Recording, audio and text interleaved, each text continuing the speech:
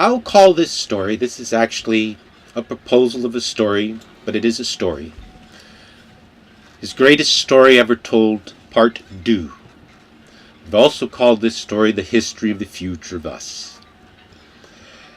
Now, I'm making this YouTube as a public announcement of a potential business opportunity for any would-be Hollywood producer types, whether they're in Hollywood or not, or actually preferably all over the world, who would like to participate in the advancement, in the production and creation of the story of the future of Earth that I've defined here, which is actually sort of, in concept, an online fantasy reality TV game show with, well, as the series progressed and the craziness progressed, and it's actually not just craziness, although there is some of that in here, as the ideas of our future progressed, the questions about our current state of affairs, and all kinds of interesting things would come up.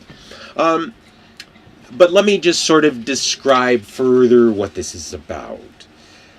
You see, I became, well, let's say I am the person that is the character in the story, and so I'm just sort of represented that. I wouldn't be the actor. You'd find somebody much better than me. I became the prophet of prophets, and the prophet of prophets when I connected the dots between our paradigms and paradoxes to imagineer a far better future on Earth based on, well, a primary objective of justice and peace on Earth, but a methodology which involved transforming the Earth from this political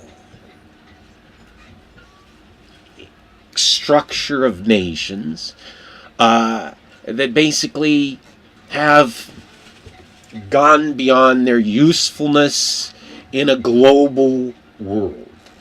And I imagineered many years ago the concept of a new global enterprise called WeThePeopleOfEarth.biz, an enterprise that would be owned by all nations and have ownership of the global resources and global enterprises. And those global resources would be tied to a single global bank, and a banking system not like the banking system you know today, a banking system built not on debt but on equity that we create together.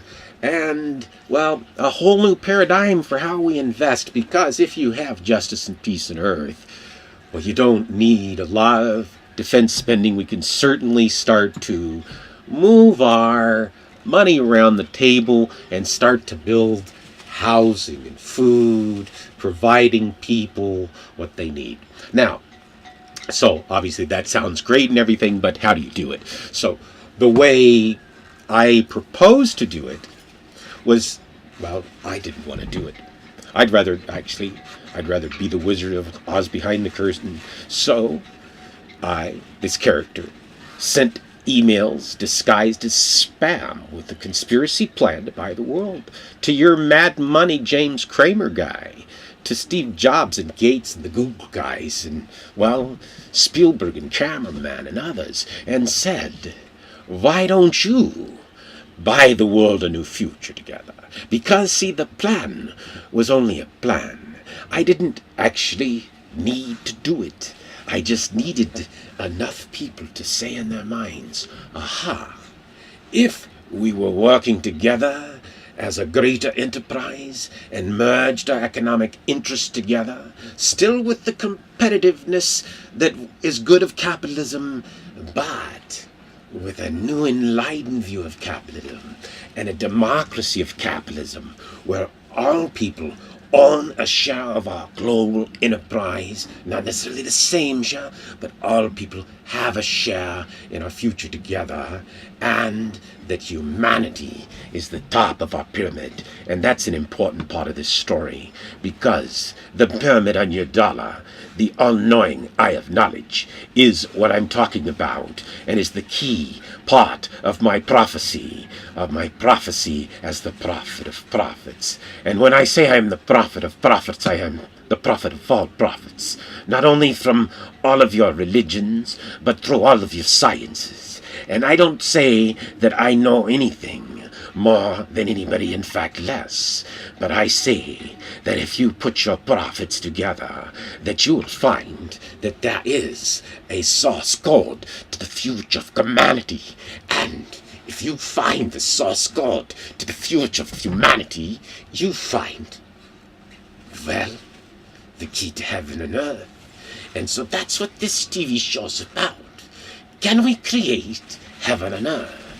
How would they ever get to the point of Star Trek? Well, at least on Earth, theoretically, they had peace. And I believe if we have peace on Earth, we will never, ever need to kill Klingons in space. We don't need the Vulcans to save us, to bring us logic. It's simply logical. In fact, some of those who come strictly from the mind side, and this will get somewhat biblical, and I'll get into that. But one of the ones that I embraced in my philosophy, you would say, was sort of anti for somebody who believed that this might be part of God's plan. And, well, why would that be anti? Because I was inspired by Ayn Rand. However, Ayn Rand, like many prophets, only took the equation part way. Where she erred, I believe, is to accept the existence of government at all. To not just say it would be simple, much simpler, for those to take over the government, and as part of that make it an enterprise, and find a more cost-effective security system for people. And cost-effective security doesn't mean starving them so they thieve to go to jail. It means make sure that their needs are met and our security is met, and then we build a bigger world together, and jobs will come as we build, because if we build it, it doesn't matter if they come, because we'll have jobs building it. Just ask China. But actually, building it to overcapacity makes no sense. But here's the point.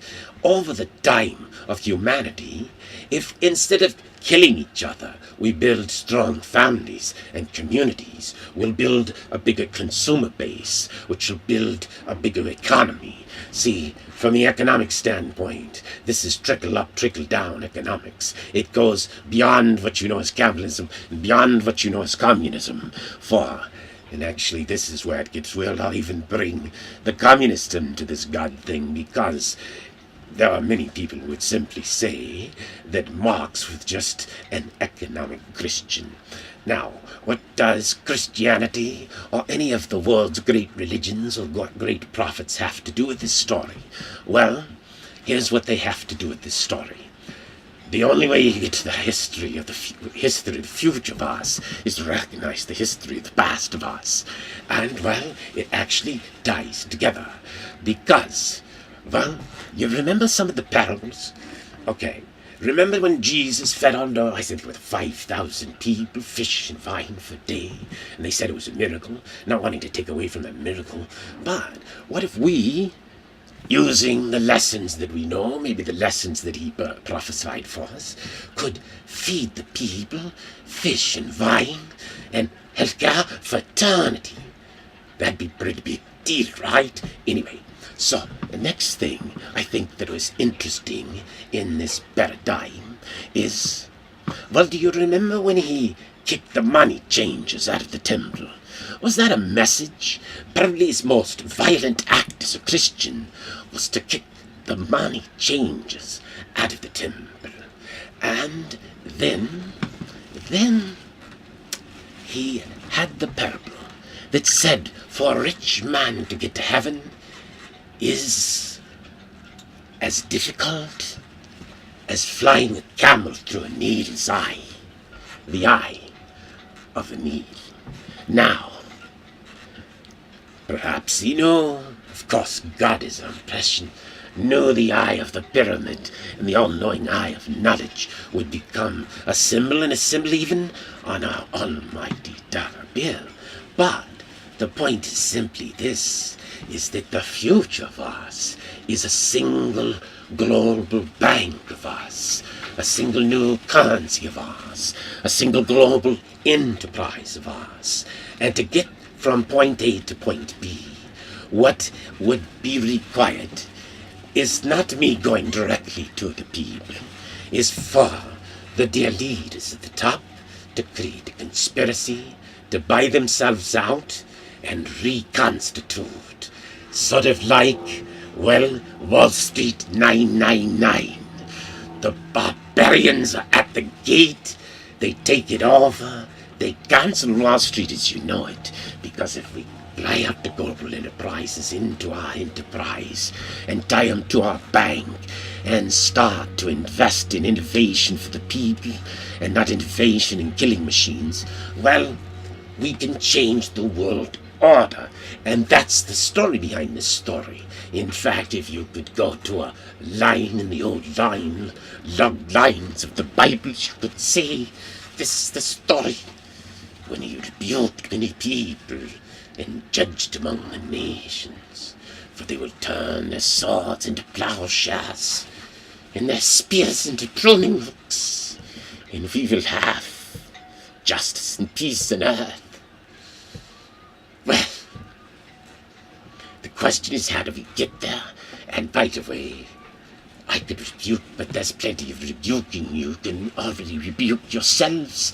You already judge yourselves. It's simply start judging yourself from the objectives of one side of us, and you'll see that there is a path to not mutual ensured destruction, but mutual assured prosperity.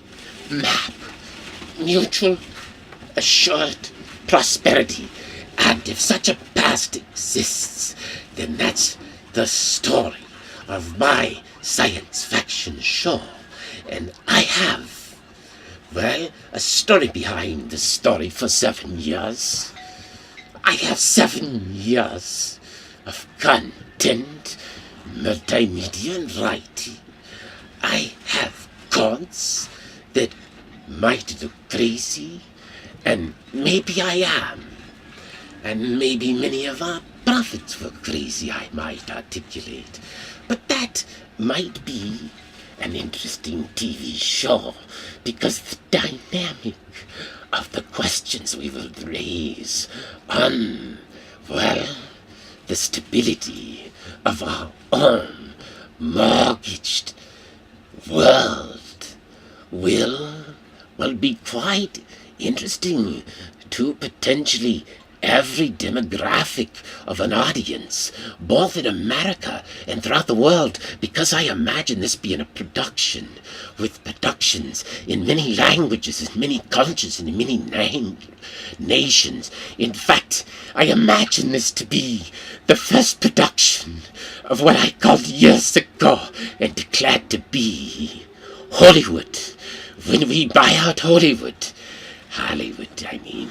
and take Hollywood worldwide in one fantasy reality online TV game show. Well, that's my story. I'm sticking to it. If you want to participate in the story, I've never gotten any offers. Perhaps someday I'll try to promote it more. You know what? If it's a good story, you'll find me or not. But it's probably not a story you're ready for yet. In fact, it may be many, many years before you're ready to hear the story, and I may be gone. And if so, I left you a legacy, for so our ancestors may see the story and say, that was a map to the future, a prosperity for all. Thank you very much for listening, and, well, please call all right.